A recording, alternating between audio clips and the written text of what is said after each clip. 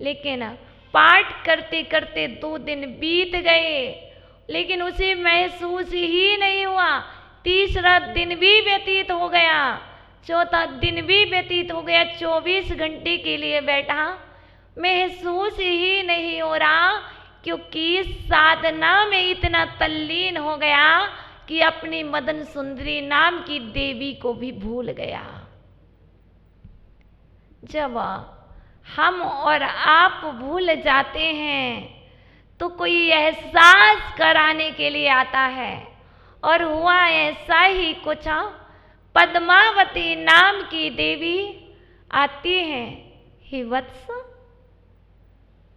ये उम्र आपकी साधना करने की नहीं है। हे वत्स, ये तपस्या की उम्र नहीं है। जाओ, आपके पिताजी आपकी याद में बीमार हैं, और आपकी सुंदरी, आपकी पत्नी आपके पिताजी के पैर दबा रही है, सेवा कर रही है। ओ, देवी ने जब ये कहा तो याद आया, मैं तो अपनी पत्नी के लिए ही तो यहाँ आया था। मन में विचार आ गया, पूछ तो लो वो कैसी है।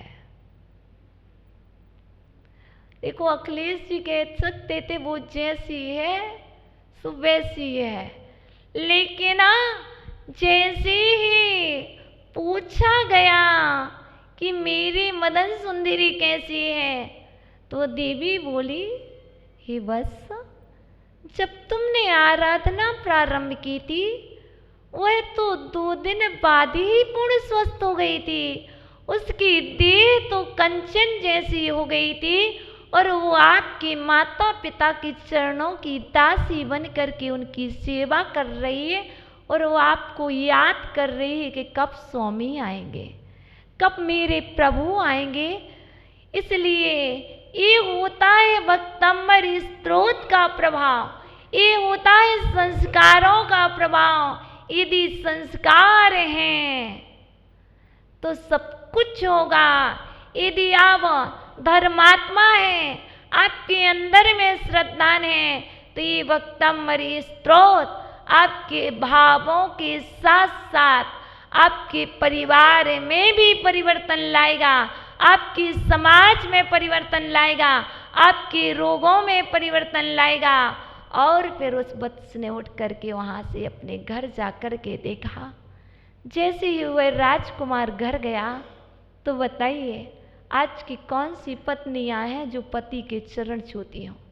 कौन सी पत्नियां हैं जो आज अपने पति के चरण पखारती हों? जैसे ही वह राजकुमार अपने घर पहुंचा, तो इसकी स्वामिनी ने थाली कलश लेकर तो चरण नहीं पखारे, लेकिन थाली में चरण तो रखे, लेकिन अपने आंसुओं से चरण पखार दिए, और वो धन्य हो गई। फिर उसके शब्द थे, मैं धन्य हो गई, मेरा सौभाग्य जागा कि मुझे आप जैसे स्वामी मिले। मुझे तो आप ही प्रभु हैं, आप ही भगवान हैं, आप ही राम हैं, और आप ही महावीर हैं। ऐसे शब्द उस पत्नी के थे। कब? कब? जब स्वामी का समर्पण स्वामिनी ने देखा, तो स्वामिनी का समर्पण भी स्वामी के प्रति हो गया। इसी तरह जब तुम्हारा समर्पण वक्तंबरी स्त्रोत के प्रति होगा, तो वक्तंबरी स्त्रोत का समर्पण भी तुम्हारे ऊपर हो जाएगा। जब तुम्हारा समर्पण आदिनाथ को होगा, जब आपका समर्पण महावीर को होगा, तो महावीर की छाया तुम्हारे ऊपर होगी, आदिनाथ की छाया आपके ऊपर होगी। ना हो विश्वास तो करके देख लो, विश्वास ना हो तो करके देख लो इन दोनों काव्यों को। बस आज से ही प्रारंभ करना। देखो, काव्य में सिर्फ काव्य नहीं पढ़ना, काव्य में सिर्फ काव्य नहीं पढ़ना, काव्य के साथ साथ रिद्धि मंत्र को भी पढ़ना। जैसे भोजन में खाली रोटी नहीं खाना, रोटी खाओगे तो गला छिल जाएगा। रोटी में घी अनिवार्य है और रोटी दाल और सब्जी से लेते हो। मैं से वक्तांबरी स्त्रोत की साधना आज से आप रिद्धि मंत्र सहित अधिक ना कर पाओ तो 2 काव्य अवश्य करना। तो रिद्धि मंत्र बता दो। ग्रह संहारक 32वां काव्य है। काव्य है गंभीरितारिरव पूरित दिग्विभाग त्रैलोक्य लोक्य सुविसंगमे भूति दक्षः सद्धर्मे राज्य जय घोषण घोषिकाः सन् खेदुन्दे विद्वनति ते यशसाः प्रभादि। ॐ ह्रीं अरहं नमो घोरि गुणबम्भ्यारीणं ज्रों ज्रों नमः स्वाहा। ये रिद्धि मंत्र है। ओम नमो राम ह्रीं रूम रा सर्वदोष निवारणम कुरु कुरु स्वाहा। 33 नंबर का जो ज्वर संहारक है उसकी रिद्धि है। ओम ह्रीं अरहं नमो सब्बो ही जिणाणं ज्रों ज्रों नमः स्वाहा। अब इसका जो मंत्र है बहुत इजी है, जो इस हॉल में कुछ लिखा है कुछ मिलता हुआ है। ओम ह्रीं श्रीं क्लीं ब्लूं ध्यान सिद्धि परम योगीश्वराय नमः। ध्यान सिद्धि परम योगीश्वराय नमो नमः स्वाहा। इस काव्य की आराधना पीत वस्त्र, पीत माला, पीत आसन, पीत मतलब पीला आसन, पीले वस्त्र, पीली माला, यंत्र, दीपक और शुद्ध भाव से समय कभी भी कर लो। कंपलसरी 1008 बार तो कर ही लेना चाहिए। यदि प्रतिदिन करना चाहो तो 108 बार करो। 10 दिन में ये काव्य तुम्हारा होगा। ये युगल काव्य आपके होंगे तो आप इस डोज को अवश्य लें और फिर अपने जीवन में कभी ना छोड़ें, क्योंकि ग्रहों से बचने के लिए, बुराइयों से बचने के लिए ये आपके लिए यही मंत्र है, यही तंत्र है और यही संस्कार है। आपका समय पूर्ण हो गया है। अब हम कल पुनः मिलेंगे। ओम नमः। प्रियतम हे जिनेन्द्रवाणी आगमवाणी तीर्थंकरवाणी स्यात्वाणी गुरुवाणी तमेव जयतो तमेव जयतो तमेव मम कंठा आगच्छतो आगच्छतो आगच्छतो।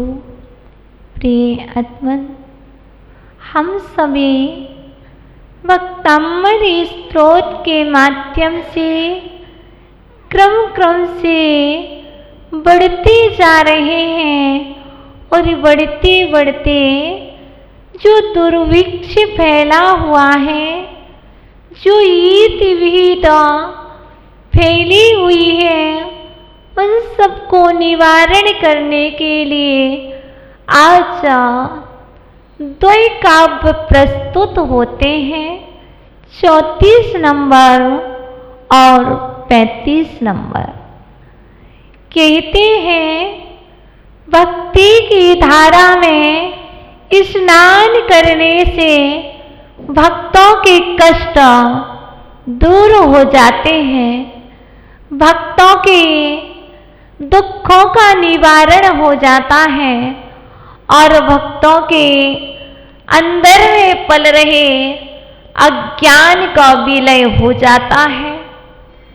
ज्ञान के प्रकाश में आने के लिए, अज्ञान को दूर करने के लिए ईत बीत दुर्भिक्ष जहाँ जहाँ भी हो, आपके अंदर का दुर्भिक्ष, आपके बाहर का दुर्भिक्ष, आपके परिवार में फैला हुआ दुर्भिक्ष, इन सभी चीजों को दूर करने के लिए आज युगल काव्य प्रस्तुत होता है।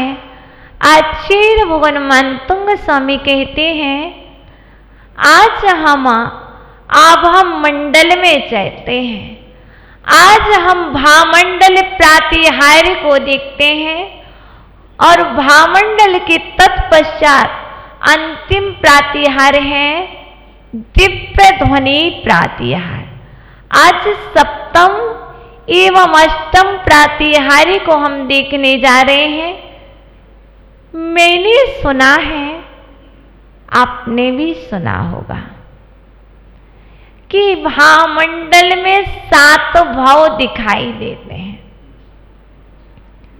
सत्य है, जो आपने सुना है वही मैंने सुना है, पर हमने और आपने कुछ अधूरा अधूरा सुना है।